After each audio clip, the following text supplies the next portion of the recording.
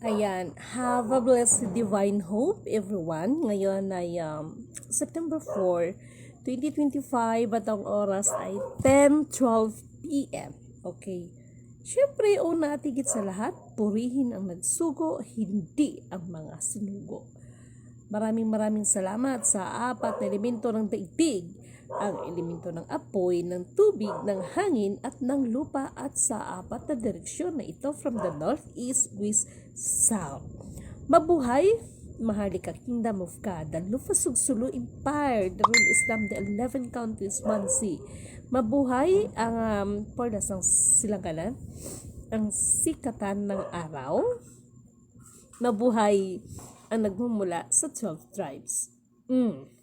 Nawa ang espiritu ng katotohanan, kaliwanagan, kaunawaan, kapayapaan, katarungan, kapatawaran at pag-ibig ay suma sa atin lahat. Okay. Nais ko muna kayong pasalamatan sa lahat ng mga prayers ninyo, no? Para sa ating misyon. Maraming salamat sa pagmamahal ninyo, sa pangunawa ninyo, sa pagtsatsaga sa akin. Okay? So hindi ko nagpaligoy-ligoy pa. Okay. Itong gabi na ito ay nagkaroon ako ng tinatawag na surprise visit sa lahat ng ka-group chat, no? Para sa kalaman ng iba. Ngayon, yung iba ay maaring bukas or sa susunod na bukas dahil sa dami po ninyo at saka isa pa, naisip ko rin kasi na kaya siguro yung iba hindi nakasagot dahil tawag nito gabi na at baka yung iba ay natulog na rin at baka nakaabala ako kaya humihingi ako ng paumanhin sa inyo. Pero itong ano natin, itong tinatawag natin na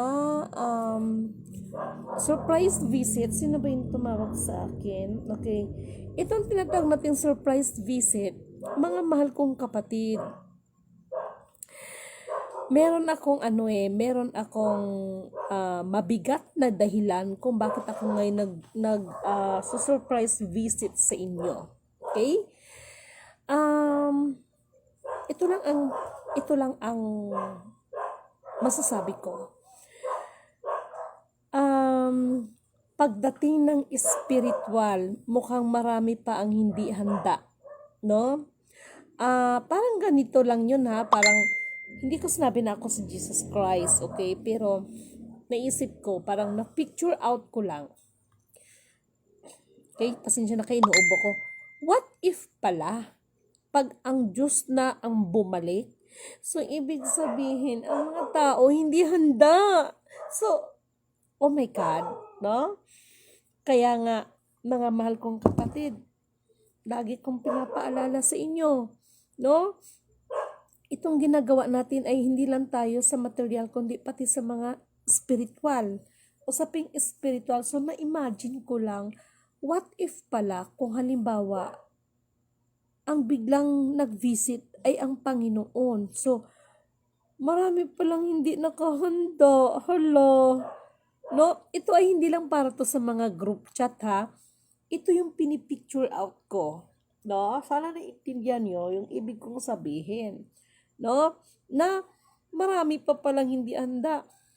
Kasi, di ba sinabi dyan sa banal na kasulatan, ang muling pagparito ng kataas-taasan, what I mean is, Jesus Christ is walang nakakaalam para siyang magnanakaw na walang nakakaalam kung kailan siya darating, kailan siya atake. So, yung ginawa ko, parang eksperimento ko yun na hala, pag ang Panginoong Jesucristo pala pag dumating, hindi pala handa ang mga tao. Marami palang hindi nakahanda.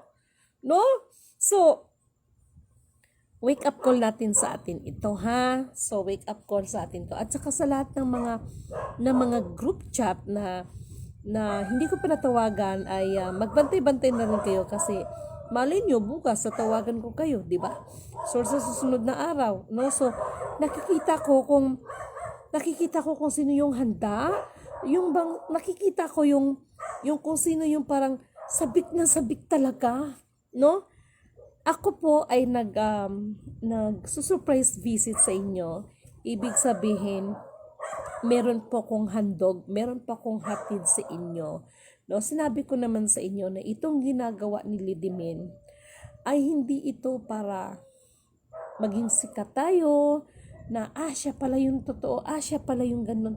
Kung hindi, una at higit sa lahat, ginagawa ko ito para mabigyan ng kapurihan, kadakilaan, kaluwalhatian at mapasalamatan natin ang kataas-taasan, ang nag-iisang Alpha Power Omega. Yun po yun.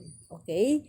So, ako'y masaya dahil yung iba, nagsagot sila. So, nakita ko, na-feel ko yung excitement nila. Talagang nakita ko yung pananabik talaga nila. So, ako'y natutuwa. Pero, doon sa iba na siguro, tulog na sila, no? So, pero surprise visit nga 'di ba? So, pero huwag kayong mag-alala. Tatawagan ko kayo. Surprise pa rin 'yan. So, hindi ko na pahabain ito ha, dahil alam ko tulog na yung iba. At yung mister ko medyo nagyayaya na rin para magtulog-tulog ba. So, maraming salamat sa inyo at thank you sa lahat po ng prayers niyo sa akin at doon sa mga kasi may pinaghahandaan So sa mga nakasagot sa group chat, alam niyo 'yan kung ano napag-usapan natin, no? Meron kasi tayong event na pinaghahandaan. So sabi ko nga, ayoko ng mga hotel-hotel. Ayoko ng kahit siguro na sila pa ang mag-ano doon sa hotel, ayoko pa rin mag-hotel-hotel. Gusto ko dito sa bahay. Ang mahalaga, yung mga pag-uusapan ay totoo. Pangalawa, yung ating mga pag-uusapan ay ikakapakinabang nating lahat, hindi lang sa iilan, no? At higit sa lahat ay ito yung aking pinagsisikapan na lahat ng ating mga kapatid, na mga katutubo, na mga katribuhan ay sila yung i-priority natin. Okay? So, thank you so much ho talaga. No, mapagpalang gabi sa kapatid Lidime, no? Thank you so much po sa inyong lahat. At hindi ko na to pahabain dahil alam ko yung iba sa inyo natutulog na. Kaya humihingi rin po ako ng paumanhin sa iyo. Bukas, abangan ninyo ang surprise visit ko at abangan ninyo yung vlog ko na ihandog ko sa inyo. Okay? So, have a blessed divine hope everyone. Isang mapagpalang magandang gabi po sa inyong lahat.